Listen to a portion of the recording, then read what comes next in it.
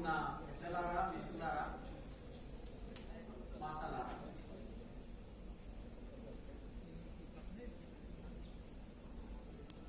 వాస్తవానికి గత 250 సంవత్సరాల భారతదేశ చరిత్ర ఇండియాకి భారత్ కి మధ్య జరిగినటువంటి సంఘర్షణ గాథ.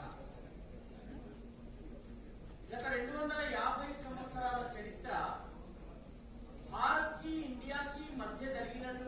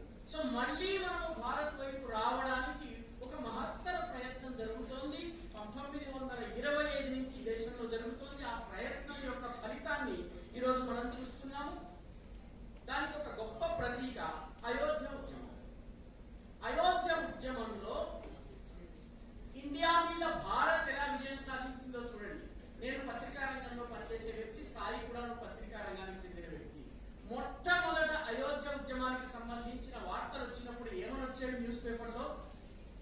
బాబ్రీ మసీద్ ఇష్యూ అని వచ్చింది. కొన్ని సంవత్సరాలు జరిగిన తర్వాత బాబ్రీ మసీద్ హైఫన్ రామ్ జన్మభూమి వచ్చింది. కొన్ని రోజుల తర్వాత రామ్ జన్మభూమి హైఫన్ బాబ్రీ మసీద్. కొన్ని రోజుల తర్వాత ద డిస్ప్యూటెడ్ స్ట్రక్చర్. ఈ రోజున ఎవరు కూడా డిస్ప్యూటెడ్ స్ట్రక్చర్ గాని బాబ్రీ మసీద్ గాని దీని గురించి మాట్లాడారు. ఈ రోజు అయోధ్య మాత్రమే మాట్లాడారు. అంటే ఒక 40 సంవత్సరాలు ఈ జాతి కనుక పోరాడినట్లయితే we can win over and we can prove that Bharat can come back, make a comeback in this country అని మనం చేయగలం అన్నది గుర్తుంచుకోవాల్సినటువంటి విషయం. మిత్రులారా, ఇది కేవలము అయోధ్యలో రామజన్మభూమి నిర్మాణం మాత్రమే కాదు, అయోధ్యలో కీలకమైన ఘట్టాలు జరిగినటువంటి ప్రతి సందర్భంలోనూ ఈ దేశం కూడా ఒక ముందడుగు వేసింది. 1947లో దేశానికి స్వాతంత్రం వచ్చింది. అయోధ్యలో బాబరీ కట్టడం అని బానిస కట్టడంగా ఉన్నటువంటి చోట రాముల వారు ప్రత్యక్షమయ్యారు. 1986లో ఈ దేశంలో టెలికమ్యూనికేషన్స్ విప్లవం వచ్చింది, కంప్యూటర్ల రాక ప్రవేశించింది, కొంత ఓపెన్నెస్ వచ్చింది. సరిగ్గా 1986లో కోర్టు ఆదేశాలతో అయోధ్య రామ మందిరం బాలరాముడు ఏ జైల్లో అయితే ఉన్నాడో ఆ జైలు యొక్క తాళాలు తెరవడం జరిగింది. 1989లో ఏ సమయంలో అయితే మొట్టమొదటిసారి కరసేవకుడు శిలాన్యాస్ చేశారో యమన్ సింగ్ జీకి తెలుసు. శిలాన్యాస్ ఎప్పుడైతే 89లో మొట్టమొదటిసారి చేశామో 89లో ఈ దేశంలో కమ్యూనిజం పతనం అయిపోయింది. సరిగ్గా ఆ సమయం నాకు బాగా గుర్తు. నేను అప్పుడు అస్సాంలో ఆర్ఎస్ఎస్ ప్రచారకుగా ఉండేవాడిని. జాగృతిలో ఎస్వి శేషగిరిరావు గారు రాసినటువంటి ఎండ్ ఆఫ్ సైంటిఫిక్ యూటోపియా అని కమ్యూనిజం మీద ఆయన రాసిన పుస్తకం యొక్క ఒక్కొక్క వారం ఒక్కొక్క దేశం గురించి రాసేవాడు. ఆయన బల్గేరియా గురించి రాశారు. ఆ సంవత్సరం ఆ వారం బల్గేరియాలో ఉన్న కమ్యూనిజం పతనమైంది. తర్వాత ఆయన రష్యా గురించి రాశారు. రష్యా పతనమై 15 దేశాలైంది. ఆ తర్వాత జెకోస్లోవేకియా గురించి రాశారు. చెక్, స్లోవక్ 2 వేర్వేరు దేశాలైంది. ఆ తర్వాత యుగోస్లావియా గురించి రాశారు. 7 దేశాలు ఇప్పటికీ కొట్టుకుంటున్నారు. ఎండ్ ఆఫ్ సైంటిఫిక్ యూటోపియా తప్పనిసరిగా మనలాంటి వాళ్ళు చదవవలసినటువంటి పుస్తకం.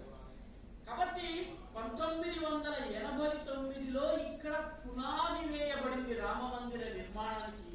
అక్కడ బెర్లిన్ లో కమ్యూనిజం కట్టుకున్నటువంటి గోడ కుప్పకూలిపోయింది.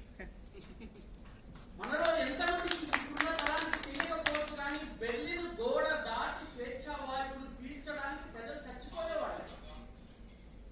ఆ గోడని ఇటు ప్రజలు అటు ప్రజలు కలిసి కూల్చి పారేసేశారు. కమ్యూనిజం పతనం అయిపోయింది. 1992లో ఆ బానిస కట్టడాన్ని కూల్చివేయడం జరిగింది. అక్కడ బాలరాముని టెంట్లోనైనా సరే మనం ప్రతిష్ఠించి భజనలు ప్రారంభించాము, అఖండమైన భజనలు ప్రారంభించాము. 1992లో ఈ దేశము సరళీకృత ఆర్థిక విధానాన్ని స్వీకరించింది. ఇండియా ఒక కొత్త ముందడుగు వేసింది. కాబట్టి అయోధ్యలో మార్పు, ఈ దేశంలో మార్పు కలిసి జరుగుతున్నాయి. 2011లో అలహాబాద్ హైకోర్టు ఆ స్థలం బాలరాముడిని తీర్పిచ్చింది. ట్రంకేటెడ్ తీర్పు అనుకోండి. అందులో 3 భాగాలు. ఒక భాగం నిర్మోహి అఖాడా, ఒక భాగం బాబ్రీ మసీద్, ఒక భాగం అయోధ్య రామ మందిరం. కానీ మధ్యలో ఉన్న సెంట్రల్ గుమ్మటము అది రాముడిది అని చెప్పి అలహాబాద్ హైకోర్టు తీర్పునిచ్చింది. అలహాబాద్ హైకోర్టు తీర్పునిచ్చిన సంవత్సరము భారతదేశము తన యొక్క ఆర్థిక సంక్షోభం నుంచి బయటపడి మొట్టమొదటిసారి సర్ప్లస్ దేశంగా మారింది. బ్యాలెన్స్ ఆఫ్ పేమెంట్స్ క్రైసిస్ నుంచి మనం దాటి బయటకు వచ్చాము. కాబట్టి ఈ దేశము, రాముడు, రాష్ట్రము కలిసి ఎలా నడుస్తున్నాయి చూడండి. 2019లో ఈ దేశం ఆత్మనిర్భర్ భారత్ మంత్రాన్ని పఠించింది. 2019లో 1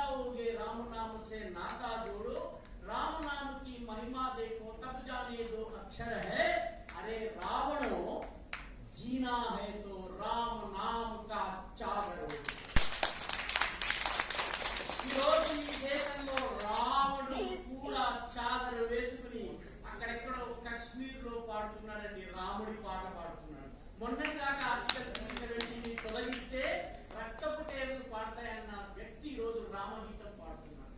అరే రావణో జీనా హైతో రామ నామ్ కే చాదర్. ఒక ఆయన చెప్తున్నాడు, చొక్కా మీద జంధ్యం వేసుకుని మరి చెప్తున్నాడు, నేను కౌండిన్య గోత్రానికి చెందిన కశ్మీరీ బ్రాహ్మణుడు.